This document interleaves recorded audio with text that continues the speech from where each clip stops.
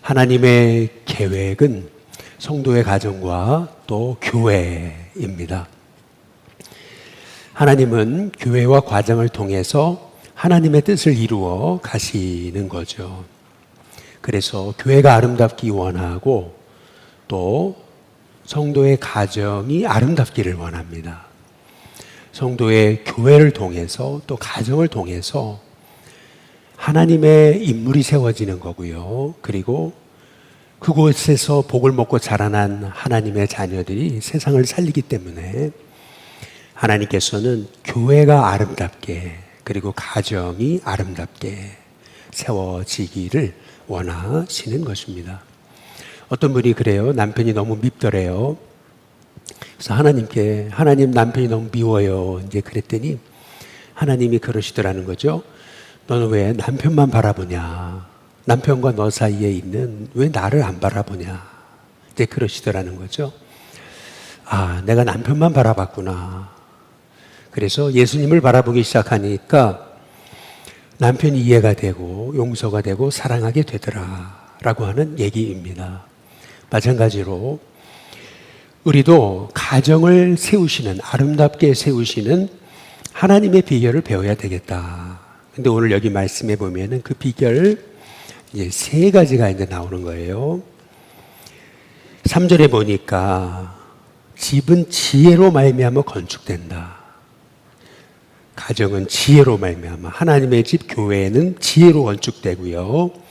명철로 말미암아 견고해진다. 그리고 4절에 보니까 또 방들은 지식으로 말미암아 각종 귀하고 아름다운 보배로 채우게 된다. 이제 이렇게 말씀하고 이제 계십니다. 다시 말하면 집을 세우는 비결, 먼저 지혜, 둘째는 명철, 셋째는 지식이다. 저와 여러분의 가정에 또 우리 일신교회, 주님의 집 일신교회에 지혜와 명철과 지식이 충만하게 되길 주님의 이름으로 축복합니다. 그렇다면 지혜는 어디서 올까? 결국 위에서부터 오는 거잖아요.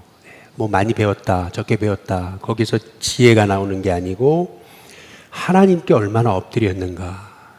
다시 말해 지혜는 위로부터 오는 거죠. 그래서 언제나 겸손해야 되고요. 뿐만 아니라 엎드려야 된다. 기도해야 된다. 하나님을 바라보며 하나님을 의지해야 된다. 하나님의 음성에 귀를 기울여야 된다. 라고 하는 거죠. 하나님은 우리 가정을 또 일신교회를 어떻게 이끌어 가실지를 몰라요. 우리는 앞날을 모릅니다. 어떤 일이 벌어질지를 몰라요. 우리 앞에 생각지 못한 일을 겪게 되는 게 인생이잖아요. 생각지 못하게 갑자기 발등에 돌이 떨어져서 발등이 부러집니다. 생각지 못하게 그냥 돌부리에 걸려 넘어지기도 하고 생각지 못하게 여러 경제적인 어려움을 만나기도 하고요. 생각지 못한 일들 겪는 게 인생입니다. 그래서 하나님 앞에 기도해야죠. 엎드려야죠. 지혜를 구해야죠. 솔로몬이 잘한 게 왕이 돼서 교만한 게 아니고 내가 왕이다 이제 그런 게 아니고 하나님께 지혜를 구했잖아요. DNA 감시 뭐 도구도 없던 시절에 진짜 엄마 다 구분해내잖아요. 그거 한 게 아니죠. 하나님이 주신 지혜인 겁니다. 사무엘도 그랬잖아요. 위로부터 오는 지혜를 하나님께 구했잖아요. 그랬더니 진짜 왕 다윗을 구분해내었던 것을 볼 수가 있죠. 마찬가지입니다. 우리도 하나님 앞에 엎드릴 때 위로부터 주시는 하나님의 지혜를 얻게 될 줄로 믿습니다. 둘째로 오늘 가정을 아름답게 세우는 비결, 가정이 견고하게 되는 비결, 그게 명철이다. 이제 이렇게 말씀하고 있습니다. 명철. 이 명철은 어디서 옵니까? 우리가 잠언의 3장에서 말씀하듯이 내 명철을 의지하지 말라. 말씀하십니다. 그러면서 너는 범사의 그를 인정해라. 라고 이렇게 말씀하고 계십니다. 그러면 내 길을 지도하시겠다. 다시 말해서 명철은 마음에서 옵니다. 어떤 마음에서 옵니까? 하나님을 경외하는 마음에서 옵니다. 하나님을 경외하는 사람의 마음은 상황에 마음을 두지 않습니다. 사람에게 마음을 두지 않습니다. 마음을 하나님께 두는 것입니다. 마음을 지키려면 그래서 오늘 여기 24장에 10절에 이런 말씀이 있습니다. 우리 함께 같이 한번 읽어보실까요? 10절입니다. 같이 읽습니다. 시작. 내가 만일 환난 날에 낙담하면 내 힘이 미약함을 보임이니라. 우리가 마음을 지키려면 낙담하지 말아라. 환난이 찾아오는 게 인생인데 그때 낙심하지 말아라. 또 내일 살펴보시겠지만 16절 7번 넘어져도 다시 일어남을 믿어라. 7번 넘어진다. 7번이 뭘 의미하는 거죠? 7번이라고 하는 것은 완전수입니다. 다시 말해 다시는 못 일어난다. 이제 못 일어나 했는데 다시 일어나게 하신다. 라고 하는 것이 하나님의 말씀인 거죠. 그게 요셉이었지 않습니까? 하늘이 무너지는 경험을 그냥 조금 인생이 풀리고 이제 숨 돌릴만 하면 또 겪게 됐던 거 아니겠어요? 그러나 하늘이 무너지는 그런 어려움 가운데도 그는 하나님과 형통한 자가 돼서 동행하는 자가 돼서 형통한 자가 되어지는 것을 볼 수가 있습니다. 다시 말해 성경이 말하는 것은 형통이라는 것은 문제가 없는 게 아니고 문제를 뛰어넘는 거다. 그러려면 환난이 왔을 때 담대해라. 낙담하지 말아라. 하나님을 의지해라. 그리고 하나님을 경외함으로 하나님 주신 그 명철의 마음을 얻어라. 말씀하고 계시는 거죠. 환난이 와도 낙심하지 않고 하나님을 의지함으로 승리하는 저와 여러분이 되시길 주님의 이름으로 축복합니다. 마지막 세 번째로 가정이 아름다워지는, 집이 아름다워지는 비결. 여기서 말하는 집이라는 게 꼭 우리 가정만 얘기하는 게 아니잖아요. 인생도 그렇고 교회도 그렇고 나라도 그렇고 어떤 것이든 집이 아름답게 세워지는 비결, 그것이 여기 4절에 지식이다. 방들은 지식으로 말미암아 각종 귀하고 아름다운 부배로 채우게 된다. 집을 보면은 이제 각 방마다 뭐 침대도 있고 그리고 각 방마다 뭐 여러 가지 아름다운 그러한 가정을, 집을, 방을 채우는 도구들이 있잖아요. 그것이 없으면은 그 집이 아름다워질 수가 없는 거죠. 마찬가지예요. 집도 각 방들이 아름다운 것들로 보배로 채워져야 되는데 보배로 채워지는 비결이 뭘까? 그게 지식이다. 지식이라고 말하고 있어요. 그러면 이 지식은 어디에서 나올까 생각해 보면 지식은 생각에서 나온다 라고 하는 것을 볼 수가 있습니다. 어떻게 생각을 관리하는가?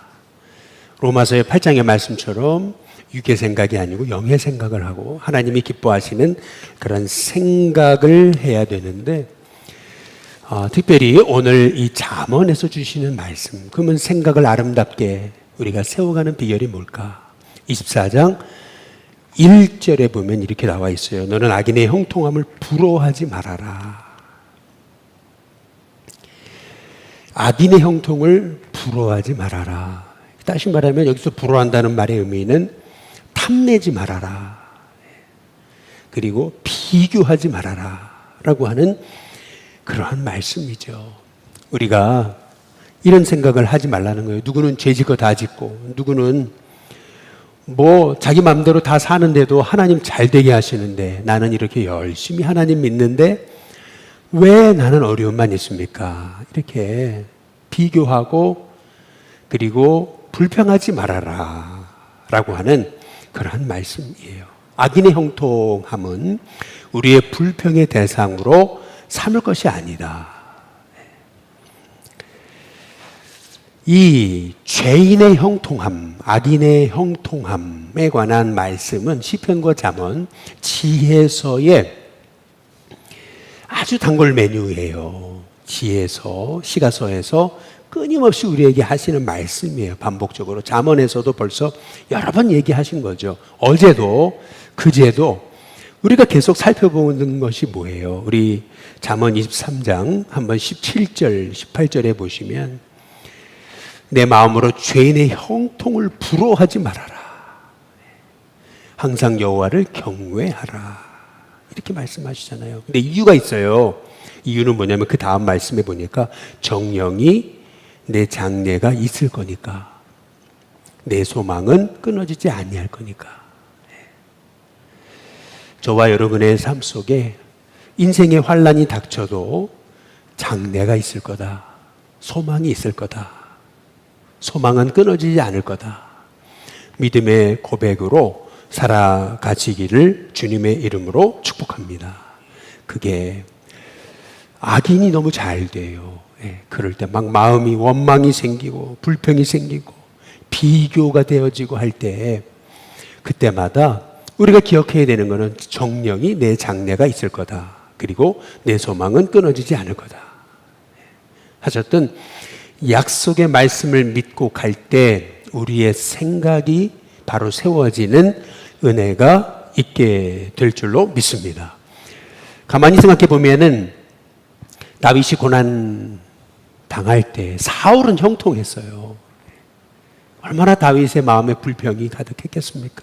왜 나는 이렇게 어려움만 있습니까? 또 사도 바울이 감옥에 갇혔을 때 베스도는 형통했어요. 아그리빠도 떵떵거리며, 헤롯 아그리빠도 떵떵거리며 다윗을 비웃었습니다. 그러나 결국 누가 최후 승리자였습니까? 다윗이었고 바울이었어요. 결국 하나님이 바울의 장래가 있게 하셨고 하나님이 다윗의 소망을 끊어지지 않게 하셨어요. 저와 여러분의 인생에도 장래가 있을 거다. 소망은 끊어지지 않을 거다. 이 믿음을 갖고 승리하시기를 주님의 이름으로 축복합니다. 성경에서 우리가 주목할 두 가정이 있는데 먼저는 엘리의 가정이에요. 그리고 야곱의 가정입니다. 엘리의 가정은 하나님을 경외하지 않았어요. 명철을 구하지 않았고 지혜를 구하지 않았습니다. 결국 한순간에 몰락했잖아요.